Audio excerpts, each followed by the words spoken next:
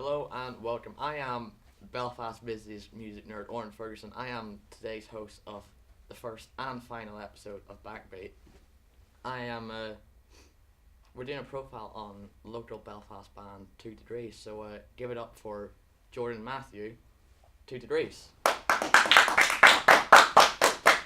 Welcome. So, enlighten us, where did 2 Degrees begin? 2 Degrees goes back a few years actually. Whenever I was doing a solo gig, and Jordan came up to me. I was 17, he was 15 at the time, and he asked me could he play the guitar for a bit, and he played Superstition, and it was unbelievable. But I actually didn't see him again for another 4 years when it was my birthday, and we were on a night out, and I got speaking to him again. And the next day we met up and started practicing, and we got our first gig, and since then we've gone from strength to strength. It's been a year and a half now, so it's going good, yeah.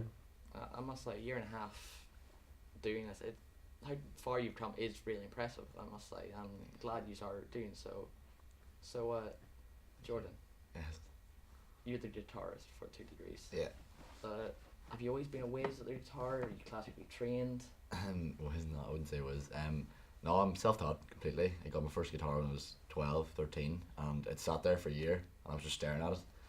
And one day I seen someone playing on TV, and I was like, I want to be able to do that, and pick it up, and just was watching The Simpsons, going around playing each fret, trying to learn the sound of it, because I'm here for music, and just picked it up in literally a couple of minutes, and I was like, this is so easy. But the thing about guitar is it's so like, people think it's the hardest instrument to play. It's actually not. Like, it's every song can be played in 4 chords, and every song is also played in 12 notes. So it's like a story told over and over again. It's all about patience, in my opinion. Like, if you have the patience to learn, you'll pick it up no bother. So, Matthew, are you the same as Jordan? Did you just train yourself? You classically trained? What's the deal? No, I'm not trained, but my mum used to always play Queen through the radio, Robbie Williams, and that's just I remember always listening to that in the living room, in the kitchen, just singing along to that. And then it wasn't until I was maybe 15 I was in a different band, and it was kind of like high profile at the time. Well, high profile being like it was secondary school, so it was known well around there. But no, I think I get it from my grandmother. She was always had an ear for music. She could pick up the piano just without ever getting trained, and I think I got that from her. So yeah, it comes naturally, which I'm very lucky. Not a lot of people have it. So yeah, I'm probably in the same lines as Jordan. So I'm gonna steal a segment from the BBC here. So don't sue us, please. Desert Island Disc. What would be the record you take with you if you were stuck on a desert island? On Desert Island, I think we probably both agree that our biggest influence at the minute is Ed Sheeran. His songwriting's incredible, and like he's changed the whole music industry. One man has changed. He's played Soul Wembley out 3 nights in a row, which is 240,000 people in 3 nights is nuts. But also probably another song would be Bohemian Rhapsody for me, because there's so many different styles in it. Like if you're stuck on a desert island, you have 3 different styles of music into one song. It's insane. A dense piece of music. It's incredible. It's, in my opinion, probably the greatest song ever written. Yeah, but Ed Sheeran's one I would take.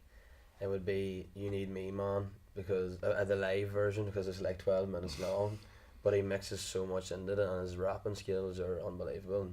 Incredible. If I was stuck on a desert island, I'd probably want him there too, so we could jam a bit, I must say, from what I've heard of your music, I can hear that Ed Sheeran influence. Thank you. Personally, I don't often go out and listen to Ed Sheeran. Really? But whenever I do hear it, there is that sort of Ed Sheeran-esque quality in your music. So, yeah. Any other influences like I don't know, do the Beatles influence you? Oh, of course. The Beatles, greatest band. They've sold 600 million records. Like, they're incredible.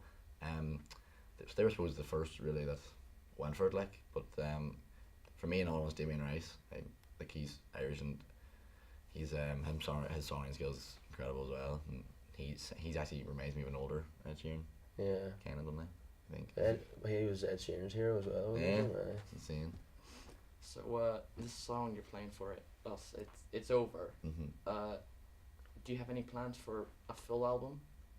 We're thinking we don't want to rush it because we know we're only starting out. So, with our producer Ross Lavery, we're thinking of maybe taking our time. We have a couple of songs out obviously now, but releasing maybe 3 more, so we'll have a full EP, and then by this time next year, maybe release the album because we want to get at least 6 months of promotion behind it. We do have about 15 songs at the minute in the back burner, but it's just about there's so many ways that you can produce a song. Like it can be stripped back, be more acoustic, more just a different style. So we want to get the right style for each song, so we don't rush it. So hopefully a year from now we'll have our first album and well underway.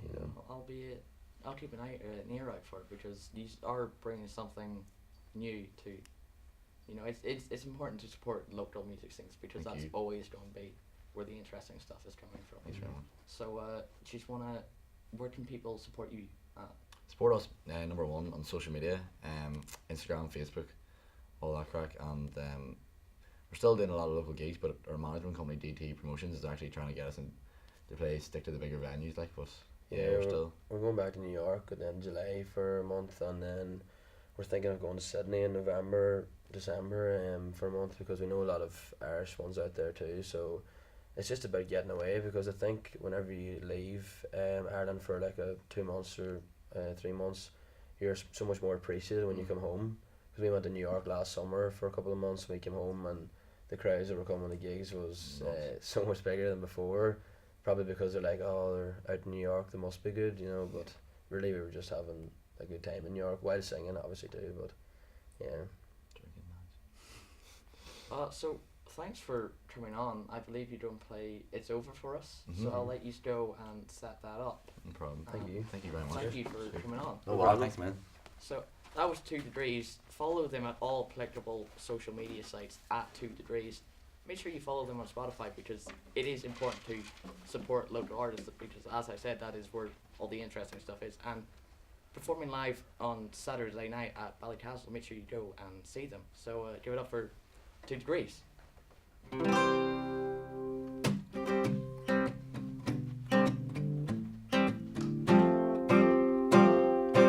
I'm waking up to see if you're still there. I'm thinking of a reason why you care. Figured it out. You were always here. I'm in no doubt. Your heart is always near. But I think you know where this is going. Ooh. My mind's made up, my heart is broken. Yeah, but it's over now. Yeah, it's over now. Can't seem to see you in the crowd tonight. Listen to me. Your words, they have no meaning. You say you're sorry, but I just got this feeling. Yeah, I think you know where this is going. Ooh. My mind's made up, my heart is broken. Yeah, but it's over now. Yeah, it's over now. Can't seem to see you in the crowd tonight. Oh, eh, oh, eh, oh, eh, oh. Oh, eh, oh, eh, oh, eh, oh. Oh, eh, oh, eh, oh, eh, oh. Oh, eh, oh, eh, oh, yeah. I think you know where this is going. Ooh. My mind's made up, my heart is broken. Yeah, but it's over now.